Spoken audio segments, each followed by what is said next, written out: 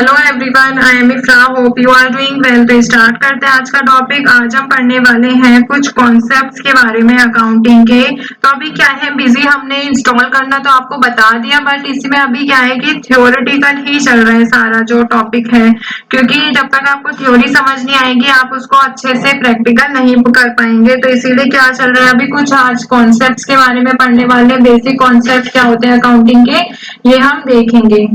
तो आपने देखा होगा प्रीवियस सेशन में हमने बिजी क्या होता है पूरा उसको एक्सप्लोर किया था, उसका इंट्रोडक्शन देखा था, और फिर यहाँ पे देखा था कि उसके एडवांटेजेस क्या होता है अगर हम बिजी सॉफ्टवेयर को यूज करते हैं, और उसके डिसएडवांटेजेस क्या होते हैं।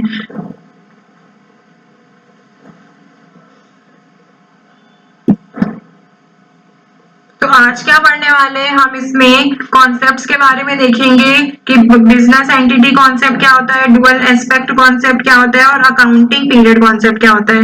देखिए, प्राइम मोटिव क्या होता है बिजनेस को रन करने का, कि प्रॉफिट अर्न कर सके। ठीक है, तो प्रॉफिट अर्न होता है और इसमें लॉस भी हो सकता है किसी भी पर्टिकुलर पीरियड में। ऐसा नहीं है सिर्फ प्रॉफिट ही अर्न हो। ठीक है, तो ये नेसेसरी होता है रिकॉर्ड करना फाइनेंशियल ट्रांजेक्शन सेम पीरियड में।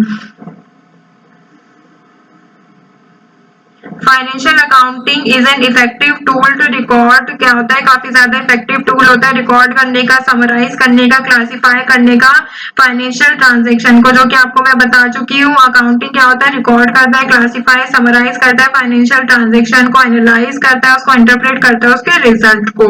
तो मेंटेन करने के लिए यूनिफॉर्मिटी अकाउंटिंग में, ताकि यूनिफॉर्मिटी बनी रहे, और सर्टेन अकाउंटिंग प्रिंसिपल जो है इसलिए फॉलो किए जाते हैं। तो अकाउंटिंग प्रिंसिपल जो होते हैं, कुछ कॉन्सेप्ट्स होते हैं और कुछ अकाउंटिंग कन्वेंशंस भी होती हैं। ठीक है, तो अकाउंटिंग क्या होती है, एक बिजनेस लैंग्वेज होती है जो कि यूज की जाती है यहाँ पर कम्युनिकेट करने के लिए फाइनेंशियल इंफॉर्मेशन को, बिजनेस की जितने भी उससे रिलेटेड कंसर्न पीपल होते हैं उनसे कम्युनिकेट करने के लिए। तो ये क्या होता है, इम्पोर्टेंट रहता है अकाउंटिंग के लिए कि वो कुछ कॉन्सेप्ट, कुछ सर्टेन कॉन्सेप्ट पर बेस्ड रहे, ताकि सबके लिए वो बात सेम रहे, सब इजीली उसको समझ सके। तो इसीलिए आपको मैंने अभी क्या होता है कॉन्सेप्ट पढ़ेंगे, तो इसी में क्या आगे कंटिन्यू करते हैं। तीन तरह की बोल सकते हैं अजम्पशन होती है, या फिर बोल सकते हैं कंडीशन होती है जिन पर अकाउंटिंग हमारा बेस्ड होता है। Business entity concept, dual aspect concept, accounting period concept, accrual concept, matching concept, money measurement concept, going concern concept हो गया, या फिर बोल सकते हैं आगे और भी होता है accounting period concept, cost concept. तो टोटल 8 टाइप के कॉन्सेप्ट होते हैं, बट इसमें हम 3-4 ही पढ़ेंगे, क्योंकि मैंने आपको प्रीवियस में भी बताया था कि डिटेल में कौन से कॉन्सेप्ट क्या होते हैं। ठीक है, तो कुछ यहाँ पे कॉन्सेप्ट पढ़ेंगे, फिर कन्वेंशंस। तो यहाँ पे नोट्स को ओपन करते हैं।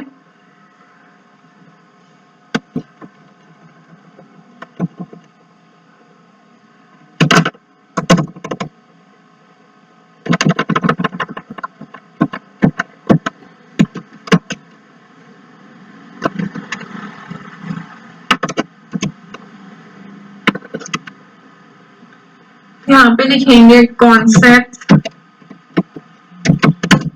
Of accounting.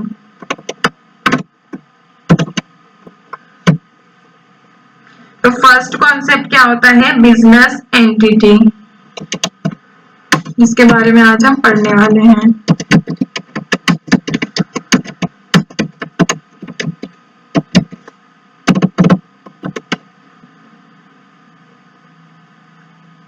सबसे ज्यादा बोल सकते हैं इम्पोर्टेंस किसको दी गई है, फाइनेंशियल अकाउंटिंग में इसी कॉन्सेप्ट को दी गई है। ठीक है, तो अकॉर्डिंग टू दिस कॉन्सेप्ट आगे लिखते हैं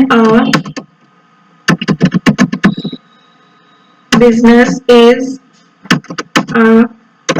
लिखते हैं सेपरेट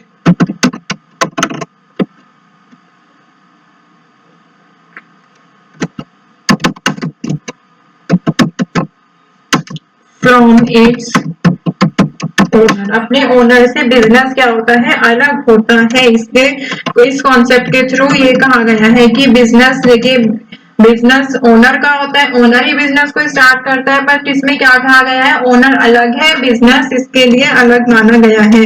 फिर नेक्स्ट पॉइंट में देखते हैं यहाँ पे और क्या कहा गया है।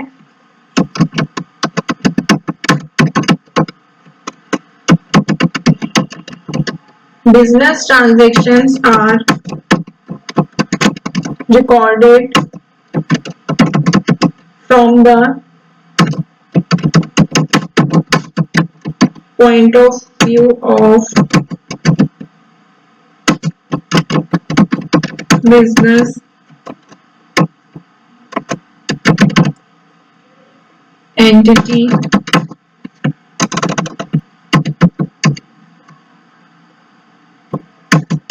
not the owner. इसमें क्या कहा गया है, बिजनेस ट्रांजैक्शन जो होती है वो रिकॉर्ड की जाती है from the point of view of business entity. Business entity के पॉइंट ऑफ व्यू से जो है ट्रांजैक्शंस को रिकॉर्ड किया जाता है, ना कि ओनर के पॉइंट ऑफ व्यू से बिजनेस ट्रांजैक्शंस को रिकॉर्ड करेंगे। अब बात आती है बिजनेस ट्रांजैक्शंस होती क्या है, तो सॉरी बिजनेस एंटिटी होती क्या है, तो बिजनेस एंटिटी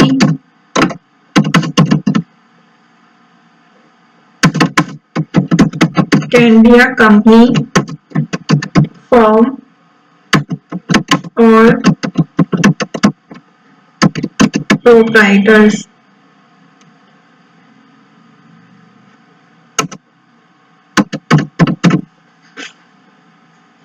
ठीक है, तो इनमें से तीनों में से कोई भी जो होती है बिजनेस एंटिटी हो सकती है, कोई भी कंपनी को मान सकते हैं कि जो बिजनेस ट्रांजैक्शन रिकॉर्ड हो रही है इसमें वो ओनर के से नहीं होगी पॉइंट ऑफ व्यू से, किसके पॉइंट ऑफ व्यू से रिकॉर्ड होगी, हमारी कंपनी के अकॉर्डिंग। तो इसमें जो भी बिजनेस ओनर जो है ये क्या करता है, इन्वेस्ट करता है किसमें, बिजनेस में, उसको क्या माना जाता है, वो लायबिलिटी रहती है बिजनेस की। ठीक है, तो आगे लिखते हैं, it means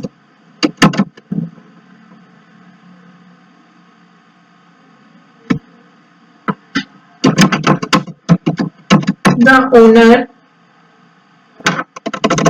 the capital is invested by the owner